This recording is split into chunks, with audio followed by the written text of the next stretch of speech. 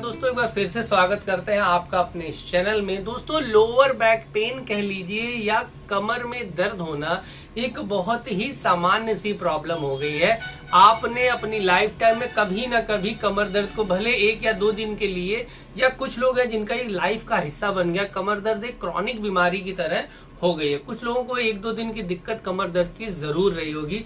तो क्या इसके सामान्य कारण हो सकते हैं, क्या इसके लक्षण और होम्योपैथी में क्या बेस्ट मेडिसिन है, उसकी चर्चा करेंगे। तो मैं डॉक्टर दिग्विजय चौहान आप सभी का स्वागत करता हूं अपने चैनल में।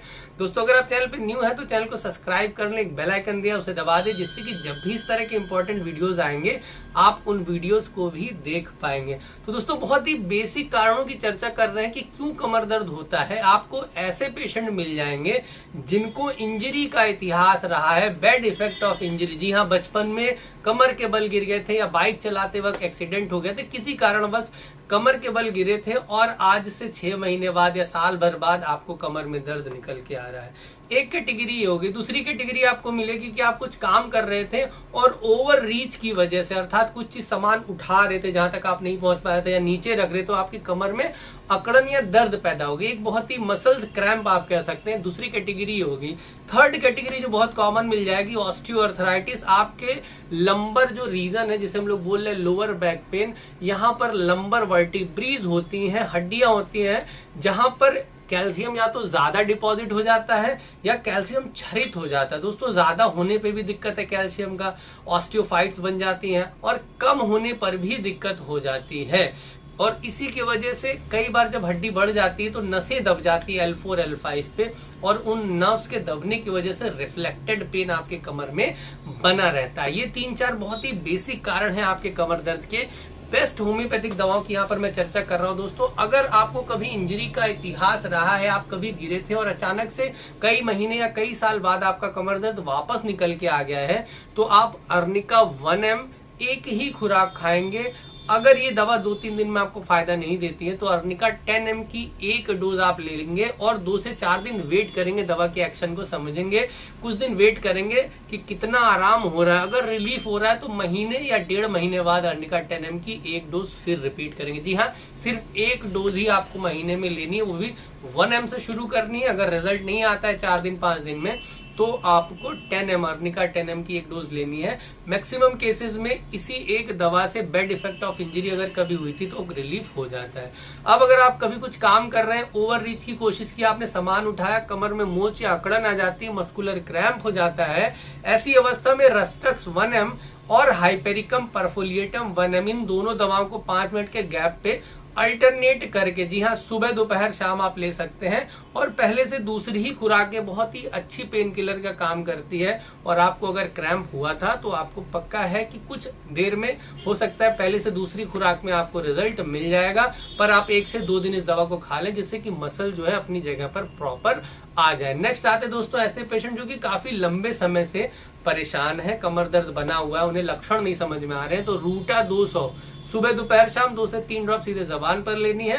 बेलिस्पर मदर टिंचर 10 बूंद थोड़े से पानी के साथ सुबह दोपहर शाम मिलाकर उन्हें पीना है। मैक्सिमम केस क्रॉनिक जो प्रॉब्लम है कमर दर्द में, उन्हें आराम मिल जाएगा। ऐसे पेशेंट जो दिन भर अपनी कंप्यूटर पर या ड्राइवरिंग का काम करते हैं और काफी देर 6-6 घंटे 8-8 घंटे उठने का ही मौका नहीं मिलता है दोस्तों, तो बहुत ही एक अच्छी मेडिसिन है सिम्फाइटम मदर टिंचर।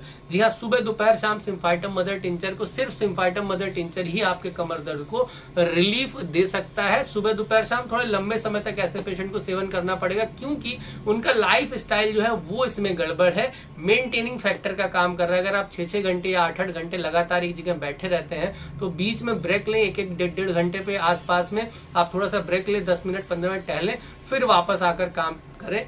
और ऐसे केस में सिम्फाइटम मदर टिंचर आपको काफी अच्छा रिजल्ट दे देगी। महिलाएं जो कि ओवरवेट हैं या ओबेस हैं, काफी ज्यादा वजन है दोस्तों, तो यूपियन नाम की एक दवा आती है 200 पार में, सुबह शाम लेने से ओवरवेट महिलाएं जिनके कमर में हमेशा दर्द बना रहता है, बच्चेदानी से भी संबंधित कुछ 19-20 समस्या है, तो यूपियन 200 पार में सुबह शाम लेने से आपको काफी अच्छा रिजल्ट मिल जाएगा।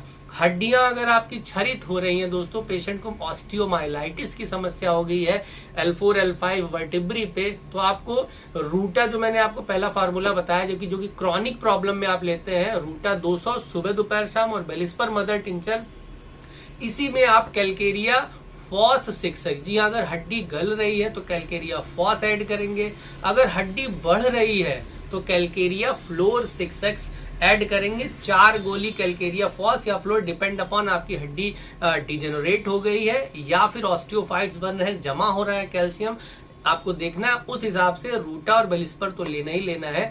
साथ में आपको कैलकेरिया फ्लोर या कैलकेरिया फॉस की 4 गोली सुबह दोपहर शाम थोड़े से गर्म पानी में घोल के आप लेना शुरू करें। 1 से 1.5 महीने दोस्तों, जो कि लंबी प्रॉब्लम है, हड्डी डिपॉजिट हुई है, कैल्शियम डिपॉजिट हुआ है या क्षरित हुआ है, तो यहाँ पर पेशेंट को क्रॉनिक पेन रहता है। तो ये जो पेन है धीरे धीरे इन्हीं 3 दवाओं से, बेलिस्पर, रूटा और कैलकेरिया फ्लोर या कैलकेरिया फॉस लेने से आपको समाधान मिल जाएगा। दोस्तों कई बार हड्डी जब बढ़ जाती है तो नर्व कंप्रेशन की वजह से साटिका की दिक्कत आने लगती है, जो दर्द है कमर वाला नीचे पैर तक जाने लगता है। दोस्तों इसकी चर्चा मैं नहीं करूंगा, बहुत लंबा वीडियो हो जाएगा। तो कमर दर्द पे दोस्तों ये कुछ दवाएं बहुत ही अच्छा आपको रिजल्ट दे देंगी। वीडियो अगर अच्छा लगा है तो प्लीज लाइक और शेयर कर दे। चैनल पे न्यू है तो चैनल को सब्सक्राइब करके एक बेल आइकन दिया उसे दबा दे। मिलते हैं नेक्स्ट वीडियो में। नमस्कार दोस्तों, जय हिंद, जय भारत।